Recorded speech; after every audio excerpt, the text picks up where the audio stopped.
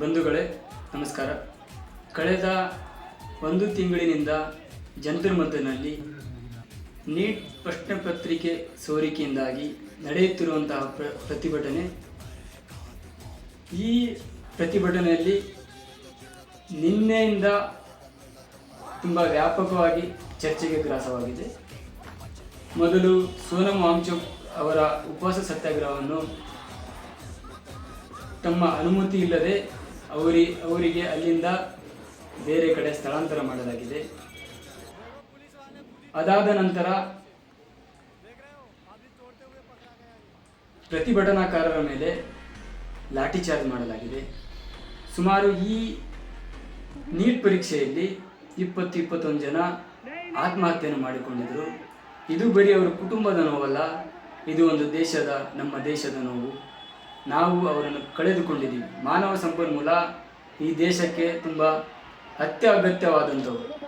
ಆದರೆ ಸರ್ಕಾರ ಇದ್ಯಾವುದಕ್ಕೂ ಮಣಿಯದೆ ಪ್ರತಿಭಟನಾಕಾರರ ಮೇಲೆ ಹಲ್ಲೆಗೆ ಮುಂದಾಗಿದ್ದು, ಅವರನ್ನು ಅಲ್ಲಿಗೆ ದಿನೇ ದಿನೇ ತೊಂದರೆಯನ್ನು ಕೊಡುತ್ತಿದ್ದು, ಸಾಮಾಜಿಕ ಜಾಲತಾಣದಲ್ಲಿ ಕೆಲವು ತುಣುಕುಗಳು ಹಾಗೆ ಹರಿದಾಡುತ್ತಿದ್ದವು. ಮಾಧ್ಯಮದವರು ಕೂಡ ಅವರನ್ನು ಬೇರೆ ದಿಕ್ಕಿಗೆ ತೆಗೆದುಕೊಂಡು ಹೋಗಲು ಪ್ರೇರೇಪಿಸುವಂಥ ಕೆಲಸಗಳನ್ನು ಮಾಡಿದ್ದು. ಆದರೆ ಇನ್ನು ಹಲವಾರು ಸಂಖ್ಯೆಯಲ್ಲಿ ಜನರು ಅಲ್ಲಿ ಭಾಗಿಯಾಗಿದ್ದಾರೆ. ಇವತ್ತು ಕೇವಲ ಶಿಕ್ಷಣ ಮಂತ್ರಿಯ, ಕೇಂದ್ರ ಶಿಕ್ಷಣ ಸಚಿವರ ರಾಜೀನಾಮೆಗಾಗಿ ಇವತ್ತು ಅಷ್ಟೊಂದು ಜನ ತಮ್ಮ ಕೆಲಸ, ತಮ್ಮ ಸಮಯ, ತಮ್ಮ ಹಣವನ್ನು ವ್ಯರ್ಥ ಮಾಡಿಕೊಂಡು ಅಲ್ಲಿ ಹೋಗಿ ಪ್ರತಿಭಟನೆ ಮಾಡ್ತಿದ್ದಾರೆ. ಆದರೆ ಅವರಿಗೆ ಅವರ ಸಮಯಕ್ಕೆ ಯಾವುದೇ ರೀತಿಯ ಬೆಲೆಯನ್ನು ಕೊಡದೆ ಕೇಂದ್ರ ಸಚಿವರು ಹಾಗೂ ಡೆಲ್ಲಿ ಪೊಲೀಸರು ಅವರ ಮೇಲೆ ಮಾರಣಾಂತಿಕ ಹಲ್ಲೆಯನ್ನು ನಿನ್ನೆ ಮಾಡಿದ್ದಾರೆ.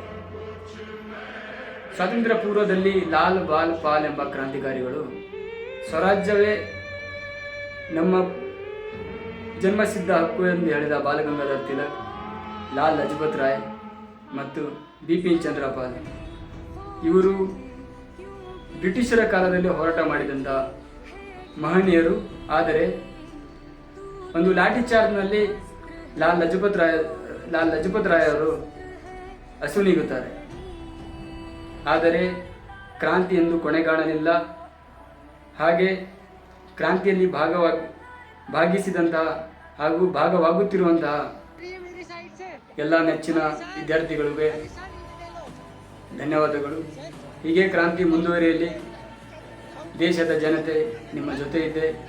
ಬರೀ ಕೇವಲ ನೀಟ್ ಬರೆದಂತಹ ಕುಟುಂಬದವರು ಅಲ್ಲಿ ಭಾಗವಹಿಸಿಲ್ಲ, ಬದಲಾಗಿ ಎಲ್ಲ ನಾಗರಿಕರು ಅಲ್ಲಿ ಭಾಗವಹಿಸಿದ್ದಾರೆ ತಮ್ಮ ಮಕ್ಕಳ ಮುಂದಿನ ವಿದ್ಯಾಭ್ಯಾಸಕ್ಕಾಗಿ. ಹಾಗೆಯೇ ಅಬ್ದುಲ್ ಕಲಾಂ ಅವರು ಒಂದು ಮಾತನ್ನು ಹೇಳಿದರು. ಈ ದೇಶದ ಭವಿಷ್ಯ ಏನಂತ ಕೇಳಿದಾಗ, ಈ ದೇಶದ ಭವಿಷ್ಯ ಅಂದರೆ ಅದು ವಿದ್ಯಾರ್ಥಿಗಳಿಗೆ ಮುಂದಿನ ಭವಿಷ್ಯ ಅಂತ ಹೇಳಿದಂಥವರು. ಆದರೆ ಇವತ್ತು ವಿದ್ಯಾರ್ಥಿಗಳಿಗೆ ಈಗಿನ ಸರ್ಕಾರ ಅನ್ಯಾಯ ಮಾಡಿದೆ. ಇದರ ಪ್ರತೀಕಾರವಾಗಿ ನಾವು ಕೇಂದ್ರ ಶಿಕ್ಷಣ ಸಚಿವರಾದಂತಹ ಧರ್ಮೇಂದ್ರ ಪ್ರಧಾನ್ ಅವರನ್ನು ರಾಜೀನಾಮೆ ಕೊಡಲೇಬೇಕೆಂದು ಕೇಳಿಕೊಳ್ಳುತ್ತೇವೆ. ಧನ್ಯವಾದಗಳು.